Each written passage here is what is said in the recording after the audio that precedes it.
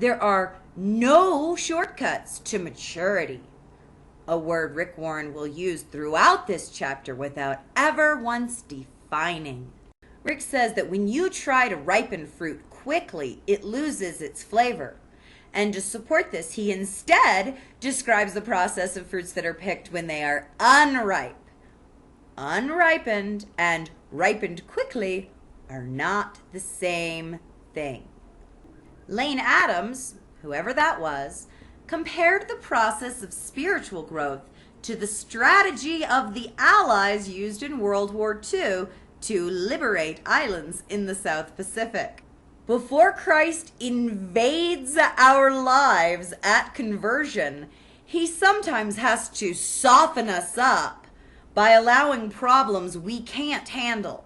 While some open their lives to Christ the first time he knocks on the door, most of us are resistant and defensive. Our pre-conversion experience is Jesus saying, quote, "Behold, I stand at the door and bomb." Not only is this another example of Rick Warren's obvious abuse theology, this is heretical. As a Christian, you should not go around quoting God or Jesus in context in which they didn't say anything or they didn't say that. To change a quote of Jesus's to make a point that is not biblical is heresy. I realize it may seem funny to see an atheist care this much about what's heretical and what's doctrinal about Christianity, but I was a fundamentalist. And what's more, I know a lot of people are good people who are Christians who sincerely and genuinely believe, however misguided that may be, in Jesus and the Bible. They should probably know that this heavy yoke that Rick Warren wants to put on them, this "you must stay in abuse," is not, frankly, doctrinal. It's not biblical. It's heretical. Listening to Rick Warren is not the easy way to Christ. You may think you have surrendered all your life to him, but the truth is there's a lot to your life that you aren't even aware of. Look, Rumpelstiltskin only wanted her firstborn. Jesus wants everything. Once Christ is given a beachhead, he begins the campaign to take over more and more territory until all of your life is completely his. Ah, yes, because Jesus is an occupying military force. Yes, that's the interpretation most Christians get from the Gospels. Discipleship is the process of conforming to Christ. Oh, I'm sure Rick would love if everyone conformed to Christ via his own special heretical interpretation. Because after all, indoctrination is the process of conforming to a cult. Every day, God wants you to become a little more like him.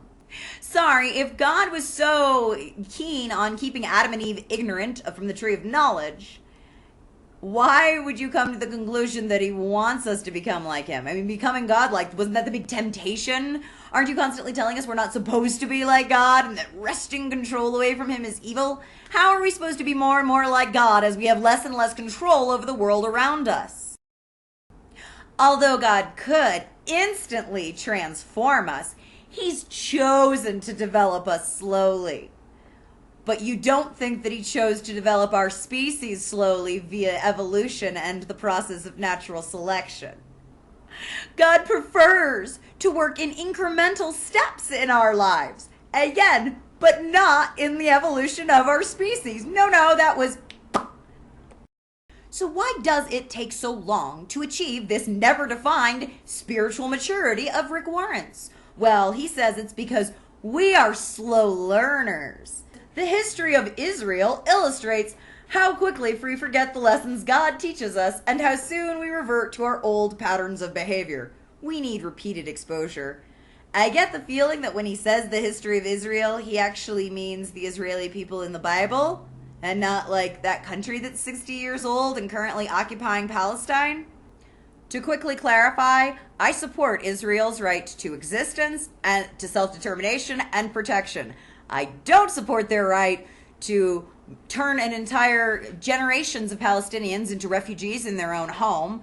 I don't support the right of Israel to occupy other nations or to be military bullies just because they've got America funding them. Didn't want to come across as anti-Semitic, people. I'm Jewish. As for the history of biblical Israelis, yeah, it's not actually history. And I have that from the Israeli government's Israeli Archaeological Society. There were no Israeli slaves in Egypt. There was no 40 years wandering in the desert. Those things didn't actually happen.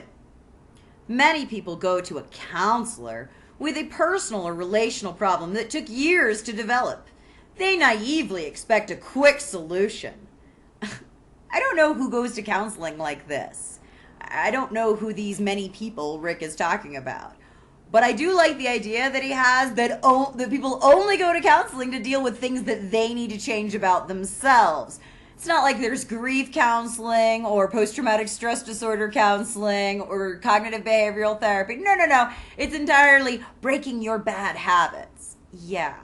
We are afraid to humbly face the truth about ourselves. That might be the case for you, Rick. That was only the case for me when I was a Christian. I'm not afraid of the truth of who I am. I'm not afraid of myself. I don't think that I'm ugly, evil, sinful, or anything else that Christianity taught me about myself. I have no problem facing the truth about who I am because it's not as bad as you try to convince people it is. I mean, this is the trap of religion, okay? First, he spent 20-some chapters telling you what a piece of shit you are and that your entire life is supposed to be for God. And now it's that you're afraid to face the truth about yourself. This isn't the truth. What he's saying isn't the truth about yourself. Yourself is a person with the capability to do good or bad. Pick the right one. It's that fucking simple. Oh, look, this chapter is really just step 4 of the AA Cult 12 Steps. The fear of what we might discover if we honestly faced our character defects keeps us living in the prison of denial. Yes, I recognize the cult speak terms you are using. I know what you're up to, Ricky. You cannot grow without a humble, teachable attitude. This only applies if you do it like Ricky and redefine growing or maturity as slavery. I think you'll get shit-faced at the end of this sentence if you're playing the PDL drinking game. There is no growth without change. There is no change without fear or loss. And there is no loss without pain. Bullshit. Plants don't hurt when they get flowers. Children don't always hurt during growth spurts if they're slow enough. Sometimes loss is a good thing. I lost my faith. That did not bring me pain. People often build their identity around their defects. You don't say. Hi, my name is Ricky and I'm an alcoholic. Repetition is the mother of character and skill. Repetition is the tool of the cult leader. Cult! Believe God is working in your life even when you don't feel it, or see it, or have any evidence at all. Because, that's what faith really, really is. The reason we must relearn lessons is because we forget them. No, it's because indoctrination is a process that takes time, and repetition is the key tool of cult leaders. Duh. Remember that God is never in a hurry, but he is always on time. A wizard is never late, nor is he early. He arrives precisely when he means to. God took 80 years to prepare Moses, including 40 years in the wilderness, which, as I discussed, never happened. For 14,600 days, Moses kept waiting and wondering, is it time yet? But God kept saying, quote, not yet. I love the idea that there were all these incredibly old, 100-year-old and 200-year-old people running around in a time when they hadn't yet discovered the germ theory of disease, refrigeration, or water sanitation. When God wants to make a mushroom, he does it overnight. But when he wants to make a giant oak, he takes 100 years. You know, because God can't violate natural laws. God isn't finished with you either, so keep on moving forward. Even the snail reached the ark by perseverance. Ah! Ow! My brain hurts. No, snails did not make it to the ark by perseverance. Ah! Point to ponder. There are no shortcuts to maturity, whatever the hell that is. Verse to remember. God began doing a good work in you, and I'm sure he'll continue it until it is finished when Jesus Christ comes again. Philippians 1:6, by Paul. Question to consider. In what area of my spiritual growth do I need to be more patient and persistent? I don't even know what spiritual growth is as defined by Ricky. How on earth could I be more patient about it? Everybody in YouTube, have great godless days. Peace.